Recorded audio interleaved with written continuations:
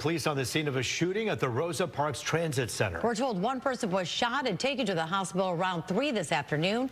We'll get to Lauren Edwards, and we'll see her soon. But right now, we're going to check in though with Charlie Langton, and we understand that he right now is talking to first responders today. You heard from them from the Grand Blanc Township Church shooting, and gosh, they're probably just still reeling from what happened, Charlie. Well, I'll tell you what, Terry, we have a rare opportunity. I'm here now at Henry Ford Genesis Hospital. You can see over my shoulder, this is the emergency room. This is where the victims were taken. And I'll tell you what, the doctors that talked to us today, just such emotion in their voices. And they got the call about 10:30 on Sunday morning. They were just set to have a leisurely day in the hospital, maybe watch some football. When they got the call, they knew it was a mass shooting. And they knew it because just earlier, like a month or so earlier, they had training in mass shootings. We heard from some of those doctors. But I want to take a look at this video that we have. I'm about 2 miles or so from the scene. We're going to be there at 6 o'clock tonight. But the scene has a new memorial to the three. There were four people that were killed, but there are 3 people there. They're in their 70s. Crosses set at the scene where people can come and pay their respects. Now, let me get back to these doctors here. Well, we talked to a couple of them today. The emotion in their voices, the fact that they knew some of the people that they had to do surgery on. And they tried to save as many as they could, but they couldn't save everybody. Take a look. Yes, we did have a patient who passed away from a gunshot wound. It was an extraordinary team effort.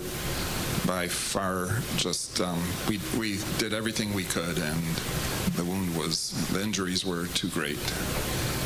Morale, I think you have to say, like a soldier in a battle, you have to compartmentalize and move on. We anticipated other injuries coming in, and we had to prepare for that. And afterwards is when you decompress. Being the trauma surgeon on call and all of us hoping that everyone lives, it's hard. I think it's really hard to have somebody that is traumatically injured or for any reason die. I think unfortunately we probably have a sense that we're supposed to be able to save everybody, but we can't. They were in surgery for over 12 hours that day. Now, 8 patients were admitted to the hospital. 3 of them remain here as I'm speaking today. So they are all in stable condition. At least that's the good news. Again, these doctors are people from the community. And I'll tell you, I've been here now 3 times since the shooting. And what a community Grand Blanc is. They're coming together, including those doctors. I am live here at the emergency entrance to Henry Ford Genesis Hospital. I'll send it back to you. Yeah, it's so traumatic. You know, you hear him saying this is like war, and that's exactly what it must have felt like for them as they're watching people and faces that they're familiar with come into this room. But you got to give them credit, Charlie, for the people they were able to save and how quickly they got to work to make sure that the people who are in stable condition, even those in critical, are going to be okay because of that. Yeah, and also they got calls from residents, calls from doctors. Listen, can I come in and help? And some of them didn't even call. They just showed up. I mean, this is a team effort here in Grand Blanc. And, you know, you see it outside in the community, but now you see it here at Henry Ford Hospital Genesis. They came together and they saved as many as they could. And I'll tell you what, they're all heroes.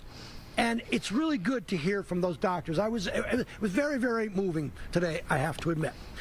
I'll send it back to you guys. Yeah, a glimmer of hope and that sense of community that stands so strong in Grand Blanc.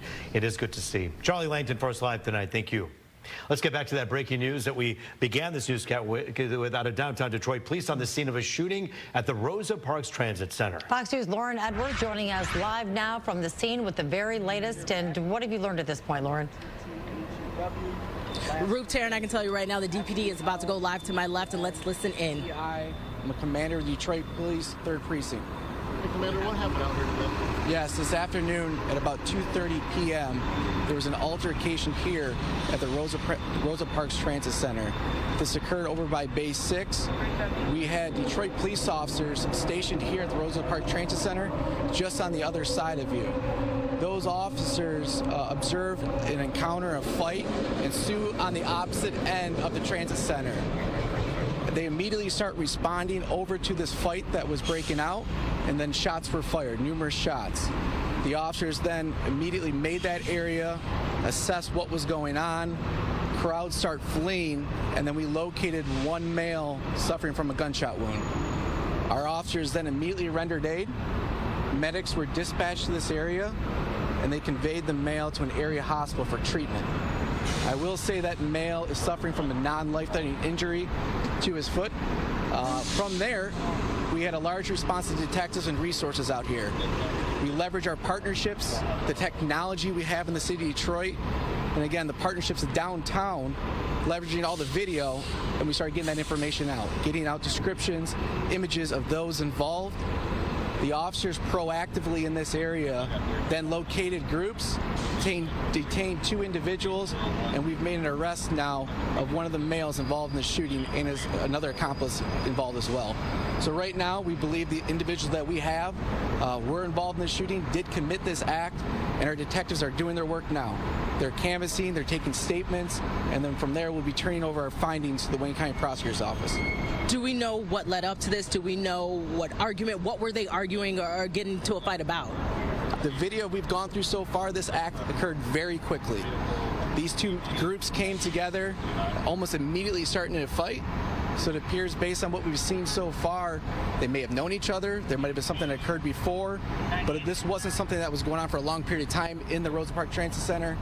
They saw each other, the fight started, engaged into a fight, a weapon was produced, and then shots were fired. How crowded was it at the time? The group, it was probably about 15, 20 males. Rosa Parks Transit Center is a busy area. There wasn't any other guests near the immediate area. Again, we had officers here stationed, which is extremely dangerous for them. They're on post, they're doing their job, and you have someone out here that's reckless, that produces a firearm, involved in a dispute, and starts firing a gun. We will not tolerate it. We'll take every resource we have. We will identify the person, hold them accountable. Were the suspects found on scene here or nearby or different part of the city on a bus? Nearby. Thank you, Commander. Thank you. Well, thank you so much for your time.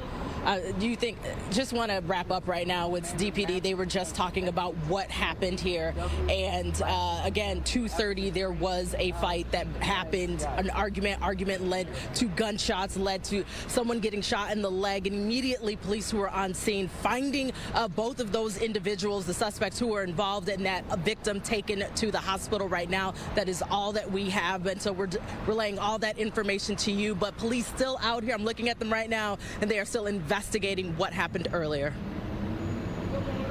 Lauren, to be clear, though, everybody that they believe was involved in the shooting and pulling the trigger is in custody at this point. They're not looking for anybody else? They're not looking for anyone else, but, you know, there's still so many questions pop up in the investigation, Taryn. So, again, they're going to be out here for a number of hours, and there's always DPD here at Rosa Parks Transit Center. But, again, the victim in the hospital recovering, and they believe they've gotten the 2 suspects that they've been arrested. All right, good to hear there. All right, thanks so much for that update. Lauren, reporting live for us. Well, the wife of a man killed allegedly by men posing as DTE workers takes the stand. Yeah, the man who was killed was in his home last year in Rochester Hills. Prosecutors say Carlos Hernandez and Joshua Zauzo convinced Hussein Murray to let them in the house. They said there was a gas leak. There wasn't. On the stand today, the victim's wife said the men had been in the basement and were asking her husband about money. Were you still talking to defendant Hernandez about your money and your cash and your husband's cash at the time Zauzo appeared, or was that part of the conversation over? That was over, and I asked him where's my husband several times. What happens when you're asking about your husband? Zauzo tells me that he's sleeping, and I notice blood on his vest, and I start screaming. Just chilling. Both suspects are charged with first-degree murder. A vote to end the federal government shutdown has failed as Senate Democrats hold firm to their demands to fund health care subsidies that will soon expire. Republicans so far have refused to negotiate, and blame is being cast on all sides. It's clear that the way out of this shutdown is to sit down and negotiate with Democrats to address the looming health care crisis that faces tens of millions of American families. We need a handful of Democrats to join Republicans to reopen the government. And once we do that, then we can talk about the issues that Democrats are raising. Roughly 750,000 federal workers are expected to be furloughed and some potentially fired by the Trump administration. The economic fallout is also expected to ripple across the country, and we could feel the impact here in Michigan. We'll have a closer look at who's going to be affected the most coming up later this hour. Always knew that if the Democrats empowered Gretchen Whitmer to lead them and they agreed to back her on a deal, that her and I would get a deal. Michigan House Speaker Matt Hall feeling quite confident about lawmakers in Lansing working together to avert a shutdown here. Both the House and Senate approved an extension of the old state budget overnight, giving them time to iron out a new one. Governor Whitmer says this one-week continuation will allow state spending to continue until the final budget is in place. Good news. Rich?